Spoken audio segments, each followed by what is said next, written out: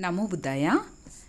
తథాగత గౌతమ బుద్ధుని రూపురేఖలు, అతని వ్యక్తిగత విశిష్టతలు. తథాగతుడు సకల సౌందర్య రూపురేఖ విలాసిత శోభితుడు. మందస్మిత ముఖారవిందుడై దీర్ఘకాయంతో స్వర్ణ పర్వత శిఖరంలా కనిపించేవాడు. విశాల బాహువులతో, సింహపు నడకతో, వృషభ నయనాలతో, విశాల వక్షస్థలుడై బంగారు వన్నె ఛాయలతో శోభిల్లుతూ చూపర్లనిట్టే తన వద్దకు ఆకర్షించుకోగలిగేవాడు. కనుబొమ్మలు, పాలభాగము, నోరు, కండ్లు, చేతులు ఇలా చూపర్లు తనలోని ఏ భాగాన్ని తిలకించినా ముగ్ధులయ్యేవారు. అందచందాలే కాక, శక్తి సామర్థ్యాలే కాక, అసాధారణమైన తన రాజసాన్ని చూచిన వారు ఆశ్చర్యచకితులయ్యేవారు. ఎవరైనా వెళ్తుండగా దారిలో తథాగతుడు కనిపించినట్లయితే ఆ వెళుతున్న వాడలాగే ఆగిపోయేవాడు. నిలబడి ఉన్నవారు అతన్ని చూడగానే వెంబడించి నడిచేవారు.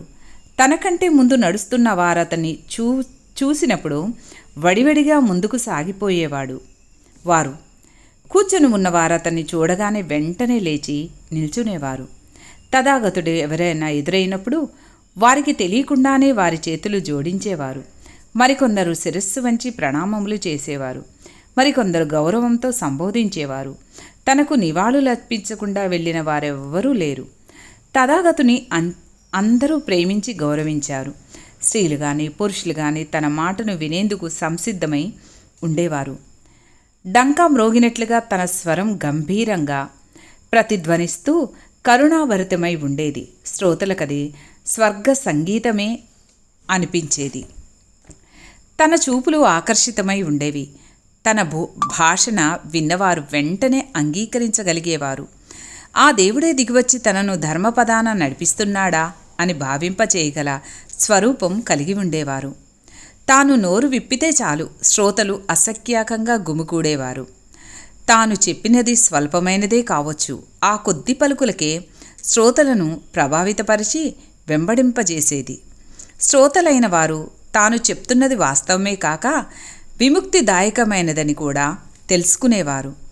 అవి మానవుల్ని బానిస బంధాల నుండి ఛేదింపచేయగలంతటి సత్యాలని తెలుసుకునేవారు వారు గంభీరమైన శాంతిపూర్వకమైన వాక్కు స్త్రీ పురుషులకు వారి పట్ల గౌరవభావాన్ని పెంచేది.